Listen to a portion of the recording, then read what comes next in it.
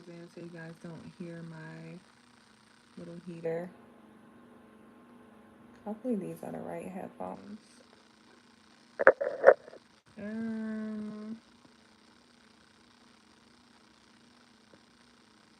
I think it goes this way.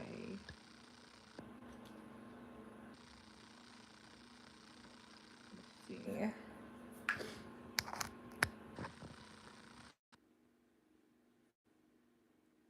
This is the... Y'all, I forgot how to do this. Hopefully y'all can hear me. And hopefully y'all gonna be able to hear me.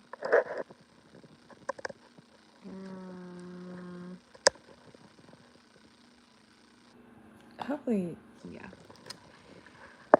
If not, I'm sure y'all will let me know if you can hear me or not.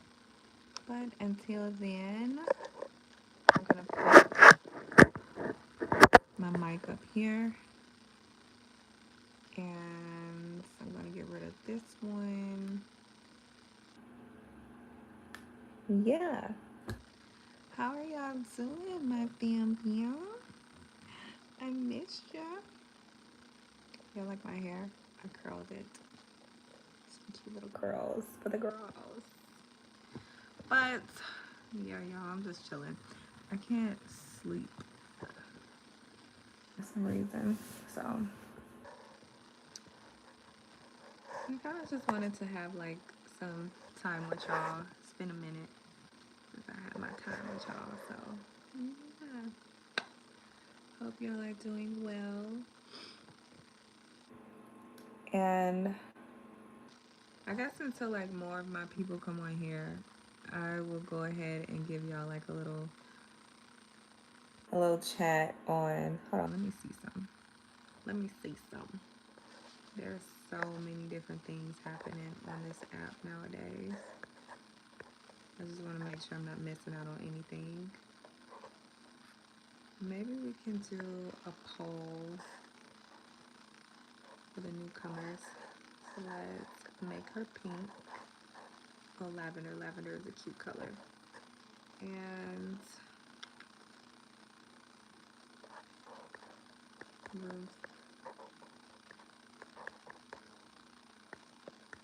testimony.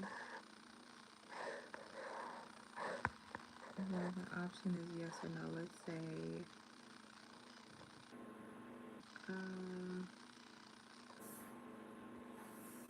because I want to talk about the Book of Ruth.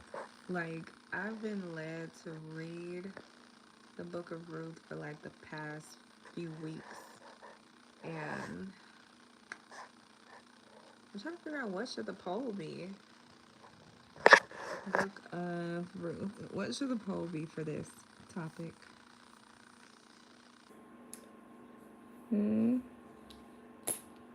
What should the poll be?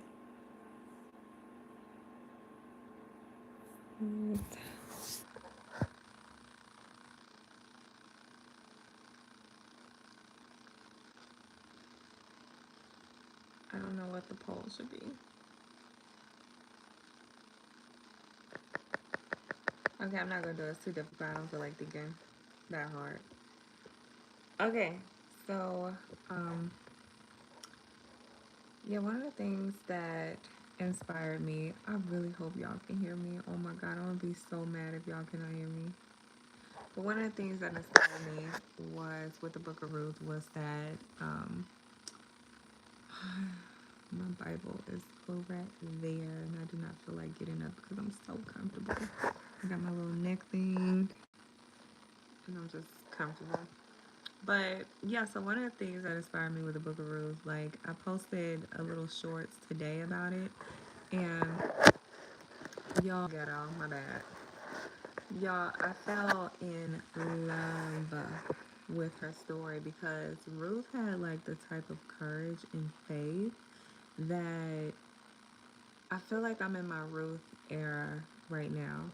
And I say that because it's like the Lord specifically put me in like like a testing season. I had a conversation with my pastor, and he was just telling me, he was like, you know, you're in a season right now to where you have to carry him closely. And I'm like, yeah, that's the way it feels. I was like, it was a season where he put me in isolation and I felt him so deeply. Like everything was just flowing. Like I knew things were him, and I was just beginning to tell him, I'm like, yeah, it's kind of like, it's kind of testy right now. And so I feel like I'm in my Ruth era because when I was reading her story, she like was not playing with Naomi. Naomi was like, "Oh, you know, well, you girls can go back to your own land and y'all can pretty much like do what y'all want to do over there. Go find rest, go be with, you know, go find a husband and things of that nature." And so Ruth told Naomi, she was like, no. Like, Ruth argued her case down and told that woman, like, that's not my faith no more. I don't resonate with my homeland anymore. Like, this is done and this is what it is. And so Naomi was like, okay, fine. And I feel that way even about Dear Lotus, even where I'm like located right now. I love Atlanta. Like, this is my home. Love, love, love, love Atlanta down. But when I tell you the fullness of Dear Lotus, like the way it was birthed, the way it was just divinely given to me for me to work on, and me learning why the Lord trusts me with such a project and what He wants me to do further with it, it's not it's not Atlanta no more. Like, it's not Atlanta no more. Like, the things that I want to do, and not just me, like, this is what the desires of the Lord, like, it's not going to be based here in Atlanta. Because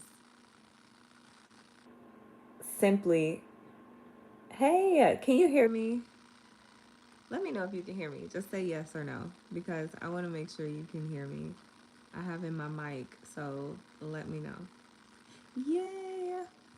So, I'm speaking about the book of Ruth and how much I resonate with Ruth.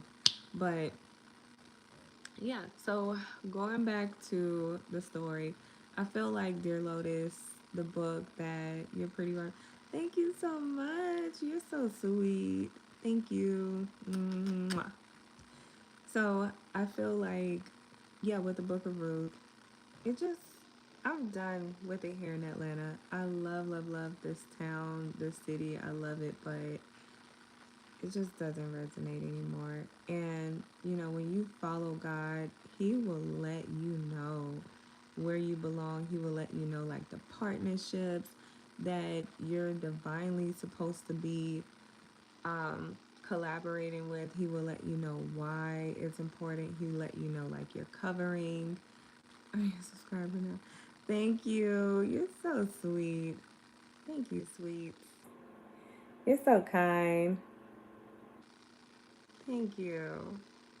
Oh my God, see, y'all be making me like smile so hard on here. I just be cheesing away.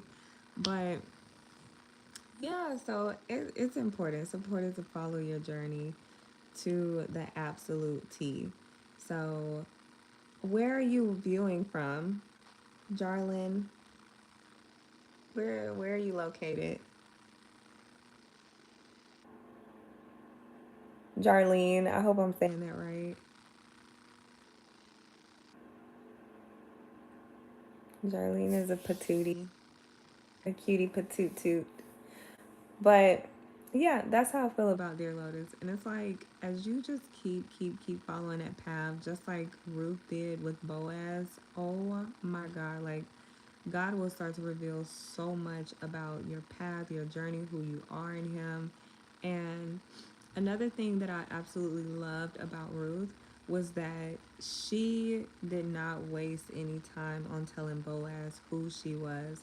So when Naomi told her, like, okay, this is what I want you to do. He's showing you a lot of favor. So I want you to go and lie at his feet. And I also, okay, sweetheart, see you later. So sweet. See you. Bye. So, one thing I absolutely love was that Naomi was like, "Okay, well, this is what I want you to. I want you to go to him, lay at his feet, and he's going to tell you what to do." Naomi, she was such a woman of courage. Like she took it a step further. Even though she told Naomi, I'm sorry, Ruth. Yeah, Ruth told Naomi.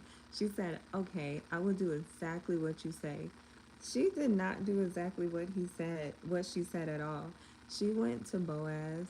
Boaz was, it says in the scripture that he was startled by her, and I thought that was hilarious because, and y'all, I had to really dissect that moment. I was like, why was he startled? Like, what was he startled? So it was like in the middle of the night. I guess he was asleep, and then it just said that like he was just startled by her.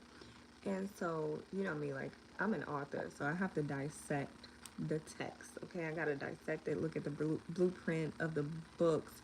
So I went to Genesis, and I went to the book of Ruth, and I just began to like dissect how the men reacted towards the women that the Lord had formed or made and presented them to their counterparts. So what happened with Adam and Eve was that Adam, he automatically recognized Eve. Like Adam didn't waste no time recognizing Eve at all. He immediately, like as soon as he was put in a deep sleep, the Lord formed Eve, and the Lord sent Eve to Adam. Adam instantly recognized her and said, "This is bone of my bone and flesh of my flesh." Amazing, right? And he immediately exercised his dominion, and then he immediately exercised his favor in the Lord. So great. So now, with the story of Ruth and Boaz, what I noticed was that Boaz took a minute to notice Ruth. Like it says he was startled. And I was like, y'all know I had to do my research on it because I was like, why was he startled? Like, was he in sin to the point where it just took him a minute? Like, he had to fast, he had to pray, he had to repent for some things, to uncloudy his vision, to like really get in tune with his purpose so he can see this woman for the type of help that she actually is. Like, because when you're in sin, it's hard for you to see something of such purity that's meant to help you, right? So I thought that he sinned, but then when I looked at the previous text and just how like they introduced him to in the story, like he came to the field, he blessed everyone. He's like, "The Lord be with you," and they're like, "The Lord bless you too." So it's like he was literally a favorable man, right? So he carried favor with him, and so I was like, okay, nothing says that he was in deep sin or anything. So when I did my research, um, some scholars just noted how it was just pretty much like post fall, and that's why it took him a minute to notice the purity of this woman, like her courage to follow God, like her her noble character, because noble means like willing. Noble is like, it means like princely. Like she just had that nature in her. Like she was a noble woman. And so wherever the Lord took her, and wherever he said that this is where you go, this is what you do, that's what she did. And I just saw myself so much when I was reading her story, because that's where I am right now with my life. And really, it happened maybe like a year ago, but that's just where I am, like even more. The Lord says, I want you to be in a space that's going to challenge your faith, but I need you to pray and intercede for peoples, but these blessings will come back to you in your own family one day, or you know it'll fall on your children one day when you're gonna need it. Just listen to me and just do what I ask you, please. Or it might bless your husband. It's gonna bless your household. And so I just had to humble myself down, from thinking that, oh, I need to be here, XYZ, doing all of these things, and just really just fall in love with the pursuit of wherever the Lord is taking me. I will be okay because He got me and He knows my desires, right? So, yeah, reading the story of Ruth just like sincerely just blessed me so much. I don't even know how to describe it. But yeah, so just going back to like her humbling herself and, you know, what I loved about her, Ruth, was that after she was just kind of like, after he got startled, he asked her, he said, "Who are you?"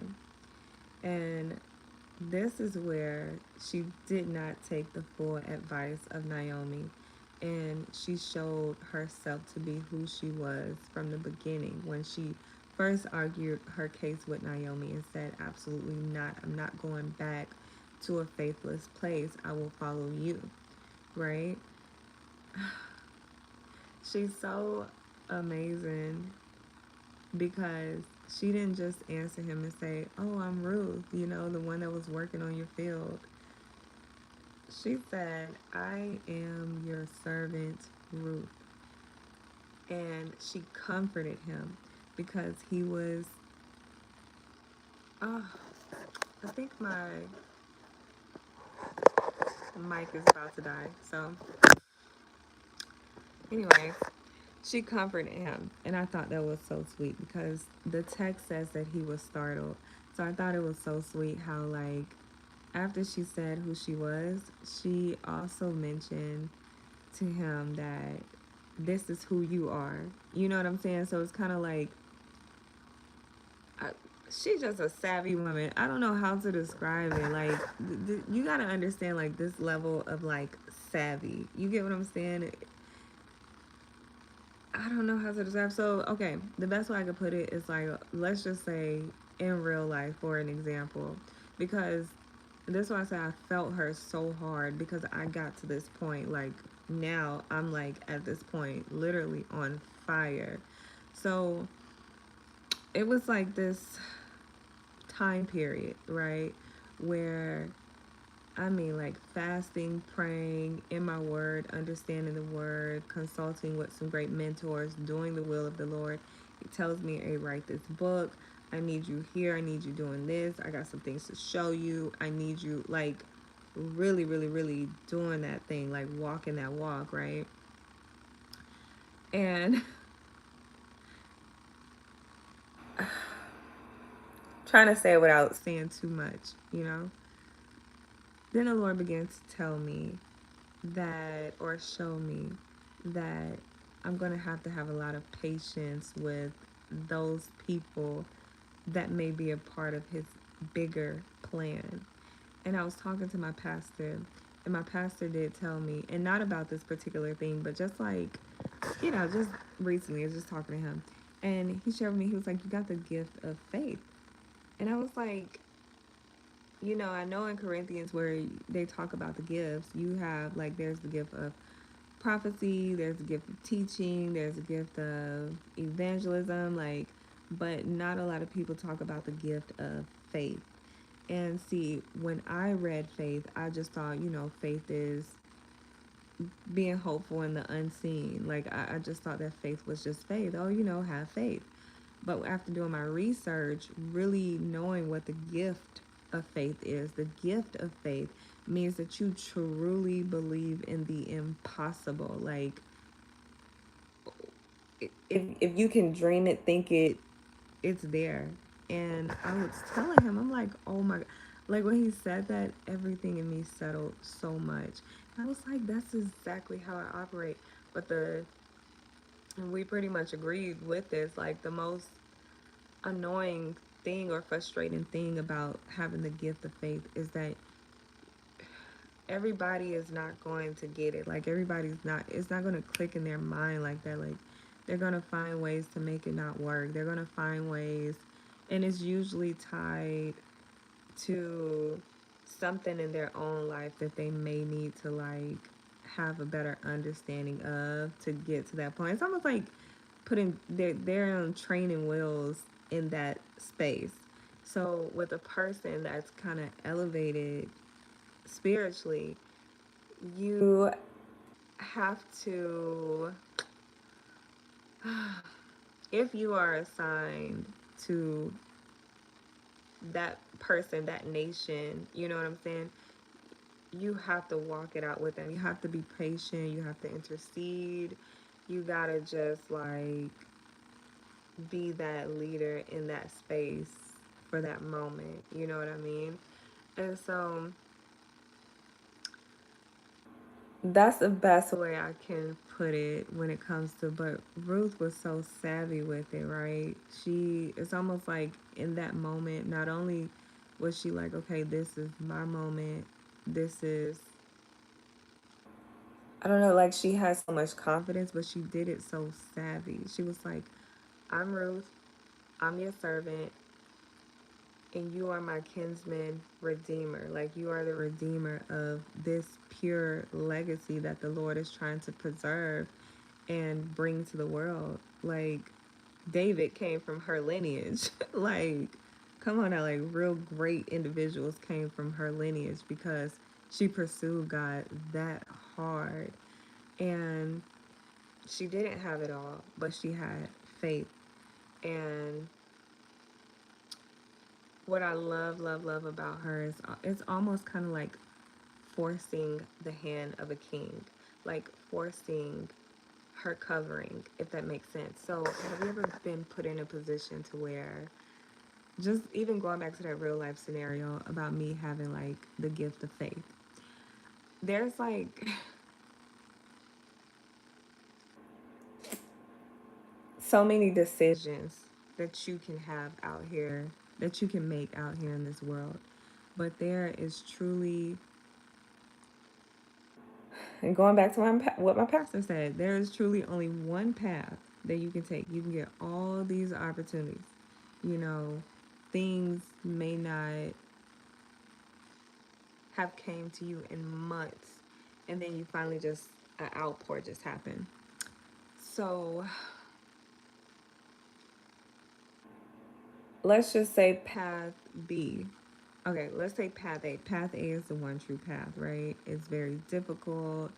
It challenges your faith. You gotta exercise your spiritual muscles. Like you probably, the Lord probably bless you with so many different spiritual gifts, and you like, oh my God, I don't know how to use all of this. Like, what do I do with this?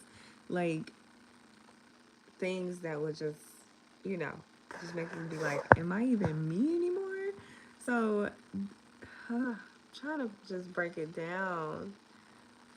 So that's what path A would look like, right? Very difficult, but very rewarding, but it tests your faith. It's a literal walk of faith. Path, I'm sorry, path A, if I said path B. Path B looks like super easy, you know, like, oh, I can see the end of this. It is what it is. Like, go ahead and give me my contract. Let's go ahead and do this thing. Yeah, it's a done doozy. We done. Seal the deal. We're good. Right? But you're going to have to always count on yourself. Like, and I mean on your fleshly self. Like, there is no faith in it. There is no, oh, this is a challenge to me. So let me just, like, you know, try to pray, try to become better. And then I'm getting spiritually matured. I'm elevating. I'm getting physically fit for the endurance of this territory. Like, you know, there is not none of that. It's just kind of like, oh, everything's easy peasy, lemon squeezy. This is B, and I'm going this way. So, with A, for an example, my own personal testimony is there's a time, like even having the gift of faith, there's a time where I'm like, okay, I got all these options. I got even people coming at me out the woodwork thinking that they belong in this territory. Like, this is something that they can handle with what the Lord is calling me to do. And the Lord was simply, Holy Spirit will let you know, like, like this person. One thing my gym teacher used to say in high school was like, the boys would be like, oh, coach, I could do this and this and this and this and this. And then the coach would be looking at them, and the coach would be like, you don't weigh enough. So, the Holy Spirit will let you know, like, some people just, they're dead weight, but they love you, you love them, but they gotta go. They gotta go. And so, going back to my own personal testimony, it's one of the things where it's like, okay, when he's calling me to new territory, new land, I have to just follow that one true path, and it is going to be hard because it tests my faith a lot, but then he rewards me so much. And going back to the story of Ruth, like how savage she was with letting Boaz know who he was, because it's almost like when he got startled, he kind of questioned, pretty much he questioned, because I was like, Adam didn't question when Eve was presented to him. Adam immediately exercised the favor that he received from the Lord. He who findeth a wife findeth a good thing and received favor from the Lord. That man said, oh, this is bone of my bone, flesh of my flesh. He exercised his dominion, his authority, which was he began to name her. And number two, they got to work. Like, that's it. Like, that's it. That is it. Before she messed up. But, so just going back to Adam and Eve, going back to Ruth and Boaz, Boaz was like startled, by destiny. He was startled. And this woman was just so savvy. She was just like, this is who you are. You are my kinsman redeemer. So put your cloak over me and cover me. And I'm not sure if I fully explained my personal testimony with going down path A, which is like the harder path, is where your faith is being tested. Sometimes it is a lonely walk, and sometimes you have to just trust God with a timeline of things that he shares with you. And if you know that you have like partnerships or people that he's bringing you to in different regions and different lands for you to build what he's asking you to build, um, which is ultimately like a part of that territory that he's trusting you with,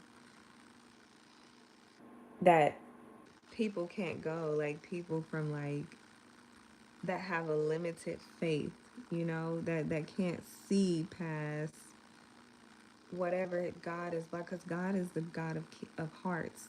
So he's the one that makes their heart limited. And so that's why it is important when you are dealing with these matters that you don't get frustrated by like people not being able to see what you see, because God is the one that blocks them from doing that. God is power over power. So there's no one more powerful than God at all.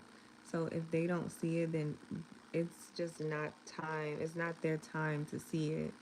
And so I reached a moment where I was like, okay, Lord, I see who you're calling me to. I see the community that you're calling me to. I see the leadership that you're calling me to. I see why you trust me to lead these young people. I see it, and I see why the full fruition, the full like legacy of this thing, I see why it cannot fit in a land or a territory that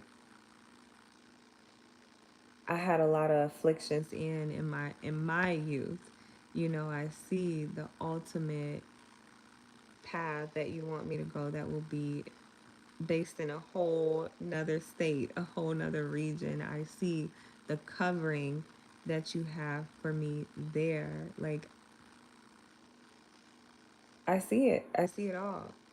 And, you know, sometimes you got to be as savvy as Ruth, and you got to tell these little realities, these little other paths, like, absolutely not. I am going to follow the one true path, and this is him. Like, this is God. I'm gonna have to follow it, and you're just gonna have to follow it, and you're gonna have to just really, really, really pursue it. And you know, the Lord will wake them up. The Lord will wake up the people that are supposed to help you, the contractors, the um, the real estate agents, the, yeah, if you have like the community, the partnerships, the your counterpart, like the Lord will wake up. He will wake it all up. And so that was one of my things, was like, okay, God, I see the full expansion of this thing, but, you know, I'm tugging at my old community and I'm tugging at this new community. So I'm kind of like in the middle. And that's the same thing my pastor was telling me. He was like, oh, you kind of in the middle right now. And the Lord is just trying to make sure that you're ready to just fully, oh my gosh, we have such a good conversation. But that's, well, I'm not in the middle no more because I have my mind made up completely. But, that was just one of the things that was just like, I just had to come on here and tell y'all, if you ever find yourself with that, then yeah. And especially, things get so funny, especially when you're like in a region and the Lord is like, he's building on that vision for your life. Like, he's building on that legacy of a vision. The region you're in will really try to like give you little copycat mimics of the real thing. And that's going to be a video for another day, like how to discern an opportunity, like how to discern a thing. And I can't wait to speak to you about that, because it's some regional, it's a regional hot mess sometimes when you're not that discerning, when you're not that pressed into the Lord. You can miss it. And so, yeah, I just had to share my wisdom, y'all. But I'm telling you, you have to always ask the Lord, like, okay, is this you presenting this opportunity? There was, and even after you ask him, like I said, you just gonna have to keep going down the one true path. And you have to make sure that, you're not trying to cling on to the old to feel that one true path. Like, I don't know how else to describe it. But y'all, Ruth is a savvy woman. I love the way she was like, now put your cloak over me and cover me. I literally had a conversation with the Lord about that the other day, and I didn't even read that part of the book just yet. And I had it already in my soul. I was like, all right, Lord, I'm going to give the timeline to you. I don't know when, you know, or how. I don't know. But I know what you're saying. I know where you're leading me. And I know that when the time comes, like, who you're calling me to help, they will need the help. And they will need the space. They will need the building. They will need these things. And I just want to be ready for it. I want to be positioned for what you're telling me to do. And I was like, you're showing me where my covering is. You're showing me where my community is. You're showing me these things. But I think one of the hardest things I had to decide on in my heart is like really just giving the timeline to him. Like, okay, you know best what to do with this timeline. So here, have it. And like Ruth, you're just going to have to tell the truth to the lies around you. Just, I'm following this path, and this is what it's gonna be. And like I said, that's just what you're gonna have to do. So I hope this has blessed somebody. I absolutely love the story of Ruth and Boaz. Such a great story. And it's 1:14. I have to get up early in the morning, but I love you guys. And I'll do a part 2 another day. But love y'all. Hope y'all have a great night. Bye. Mwah.